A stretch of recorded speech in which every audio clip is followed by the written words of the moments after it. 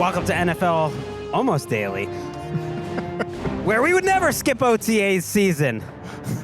I'm Gregg Rosenthal. I'm here in the Chris Wesseling podcast studio, and I'm joined by my friend Patrick Claybon, often here on Thursdays in the studios. One of my favorite things about the offseason. Not as often here, but always bringing the funk. It's Matt Harmon. And Matt, you are lucky enough to be on the show that is taping right after Aaron Rodgers is agreeing to sign with the Pittsburgh Steelers. Congratulations. Oh, wow. What a treat.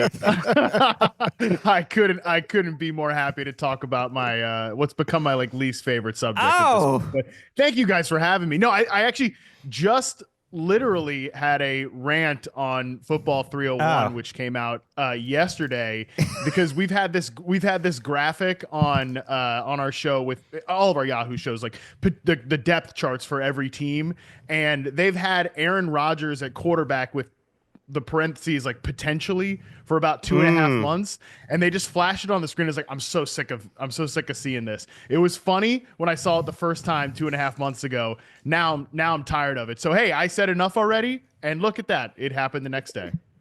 I feel bad now. You know, you could sit out the first part of the show, Matt, and you could just come back for what I'm really excited about. We're going to rank who are the best wide receivers in the NFL, have a little draft, but I think news calls, Patrick, that we hit A-Rod off the top. And in fact, the last time we were here, we were discussing that, Matt can't always just be wide receiver. Yeah, that's true. Now we get to talk. That's true. Aaron and people, the conspiracy theorists are out there, as two of his homeboys are very publicly beefing that this is a news dump.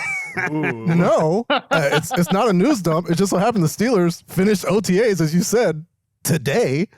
And now it's like, okay, now I can say that I'm going to play football again. To be fair, I didn't have a huge issue with this getting drawn out. We didn't have to talk about it that much, and I don't think we did that much on this show. Once it became obvious that this was the vague plan, ownership spoke multiple times that they expected him to be there. So I'm not going to kill him for all the media attention over the last few weeks. No, that's our fault. It is sort of our fault. Yeah. That's what I'm saying.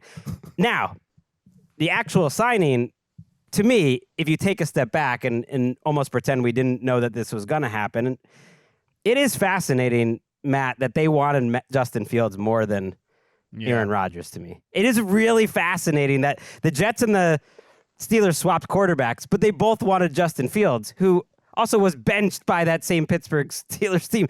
It is crazy that he really is a marriage of convenience for this team. And yet, I feel like this could end up working out. I don't think it will, but I do think it's either going to be like 80% of Brett Favre in Minnesota and actually be a help for this team, give them decent quarterback play. They're going to be relevant. It's going to be a big story. It's kind of fun. Or it's going to be like Matt Ryan in Indianapolis and just totally sad and like the worst moment of his career and Mike Tomlin's career. It's nothing in between. But there's an argument that it could be the positive one because he is a year removed from that surgery. I think that should help. Yeah, it should definitely help. And I guess it working out is kind of, what is your definition of it working out really? Is like 11 wins and just that you're maybe slightly better on offense than a year ago. Like decent. You're a decent team. You don't get wiped out by double digits in the first round of the playoffs. No, you're either competitive or you win a points. game. Yeah, you're either competitive in that game or you win a game. I think even making the playoffs to me would be a success. Yes. Well, I mean, that's the bar in Pittsburgh at this point. It's like just get the participation playoff trophy. But no, I think that I actually think that it's probably going to be closer to Matt Ryan in Indianapolis. Now that you say that, I just don't have a lot of faith in this ecosystem. I don't have a lot of faith in the pass catchers around Rodgers, and I don't have faith in Rodgers being flexible enough at this point with what he wants to do offensively to meet Arthur Smith in whatever the middle wants to be. I think it could look closer from like an offensive perspective to what Smith had in his first year with ironically Matt Ryan with the Atlanta Falcons, where they weren't so stringent in like the heavy personnel stuff. They were eighth in pass rate that year, which is a far cry from anything else that Arthur Smith has ever had in his offensive time as a play caller. So but to me, yeah, I do think it probably trends more towards the nightmare outcome than it does the rosy outlook. Yeah, because Arthur Smith has only kind of grown more powerful as his career has gone on and the influence as to what the offense looks like.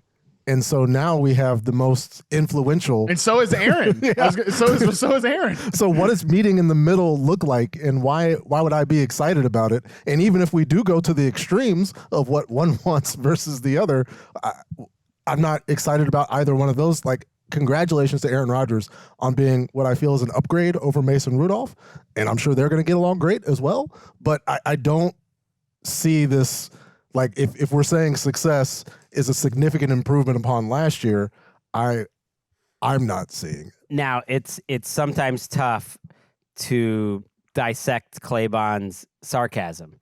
Do you really think they're going to get along great, No, it's Mason not. Rudolph and Rodgers? Because I think you're saying that they will get along great, but I don't agree. I mean, think ultimately it's for too much. for Mason, it doesn't matter, right?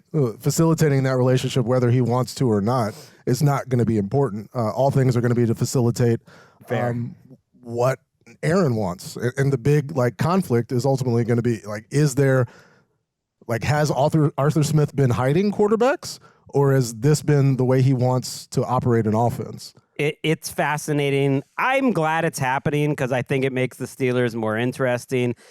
It's still one of the greatest players that we've ever seen, a 4-time MVP who was a shell of his former self last year, and everyone keeps bringing up those games at the end of the season that they had, and I challenge anyone to go watch those games. They weren't great. Yeah.